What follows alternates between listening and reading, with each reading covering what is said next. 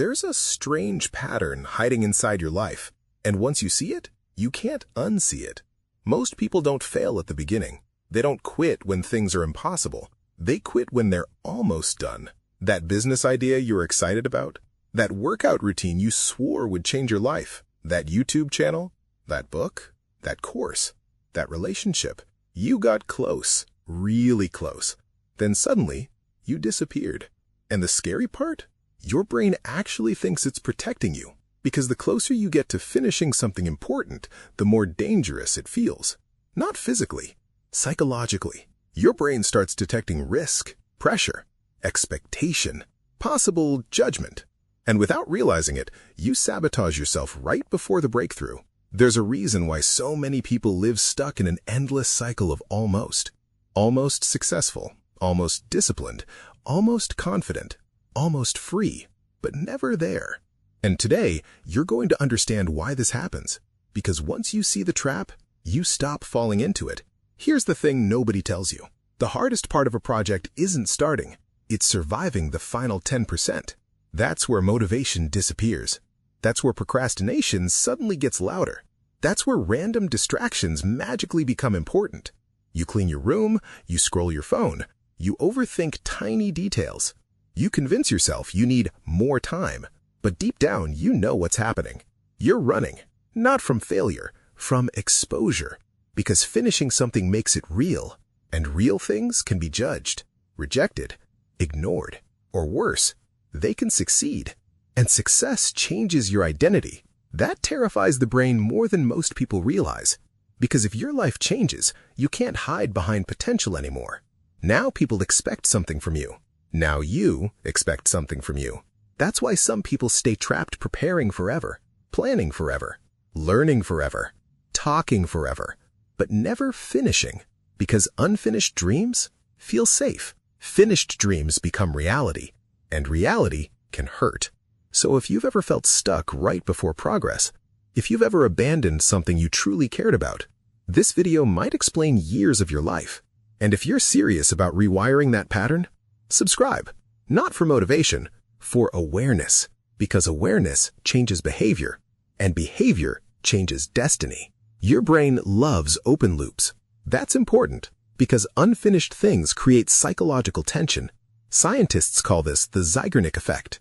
Your brain keeps unfinished tasks alive in the background. That's why you randomly remember embarrassing moments from 8 years ago at 2 a.m. Your mind hates incomplete things. But here's the twist. When you get too close to finishing something meaningful, another system activates, your threat system. And this changes everything. Because your brain doesn't just care about survival, it cares about social survival, status, acceptance, belonging. Which means the moment your project becomes visible, your brain starts asking dangerous questions. What if people hate it? What if I'm not actually good enough? What if this is the best I'll ever do? What if I succeed and can't maintain it?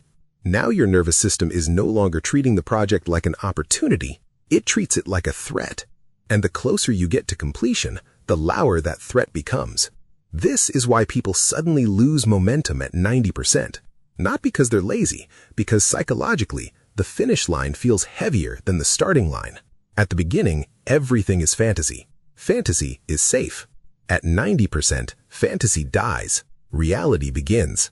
And reality forces confrontation with your talent, your discipline, your fears, your identity. That's why you suddenly feel exhausted near the end of important goals. It's not always physical exhaustion. It's mental resistance, mental friction, internal self-protection. But it gets worse. Every time you abandon a project near the finish line, your brain learns something dangerous. It learns that escaping discomfort brings relief, and relief is addictive. So the next time you get close to success, your brain automatically pushes you away again, not because it wants you to fail, because it wants you safe. The problem is your brain confuses familiarity with safety, even if familiarity is destroying your future. Think about how many people stay in bad jobs, bad habits, bad relationships, not because they enjoy them, because predictability feels safer than uncertainty, and finishing something changes your future. That uncertainty triggers fear, so your brain whispers, maybe later, maybe it's not ready. Maybe you need more preparation. Meanwhile, months disappear, years disappear, potential disappears, and one day people wake up realizing they became experts at almost living. Now here's where most advice completely fails. People tell you, just stay motivated, push harder, be disciplined, but motivation is unreliable, and discipline alone doesn't solve identity fear. The real solution is stranger than that. You need to stop emotionally attaching your identity to outcomes. Most people make this mistake without realizing it. They think, if this succeeds, I matter. If this fails, I'm a failure. That emotional pressure becomes unbearable near the finish line, so the brain escapes. But high performers think differently. They separate themselves from the result. The project is not them. The outcome is not their worth. It's just data. That changes everything, because suddenly, finishing no longer feels like psychological death. It becomes experimentation. This is why some people can launch businesses repeatedly, post content consistently, create fearlessly, and recover quickly from rejection. They trained themselves to detach identity from performance. Now, does that mean they don't care? No. They care deeply, but they don't make the result their self-worth, and that removes enormous pressure from the nervous system. There's another counterintuitive trick almost nobody talks about. You should never aim to finish perfectly. You should aim to finish visibly, because perfectionism is often fear wearing expensive clothes. It sounds productive, but usually it's avoidance. Think about it. How many projects died because someone kept improving them forever? At some point, perfection becomes procrastination disguised as standards. And your brain loves that disguise because it delays exposure, delays judgment, delays risk. But unfinished perfection has zero impact. An imperfect finished project changes lives, including yours. Now, why does this matter so much today? Because modern technology made escape unbelievably easy. The moment finishing feels uncomfortable, you can instantly numb yourself. Open your phone, watch videos, scroll endlessly, stimulate your brain, distract your anxiety, and your nervous system learns escape works. That's dangerous because every distraction trains avoidance pathways inside the brain. Little by little, you lose tolerance for discomfort. And without discomfort, nothing meaningful gets completed. Not mastery, not confidence, not greatness. Those things are built exactly where most people quit, at the uncomfortable edge near completion. So how do you actually break the 90% curse? You stop treating the final stage emotionally and start treating it mechanically. Here's what that means. Step 1. Shrink the final stretch.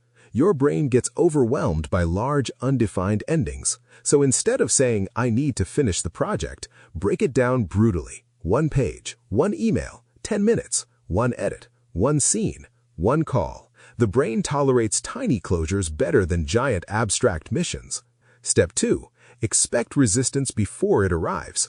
This changes everything psychologically. Most people think resistance means something is wrong. It doesn't. Resistance near completion is normal, predictable, human.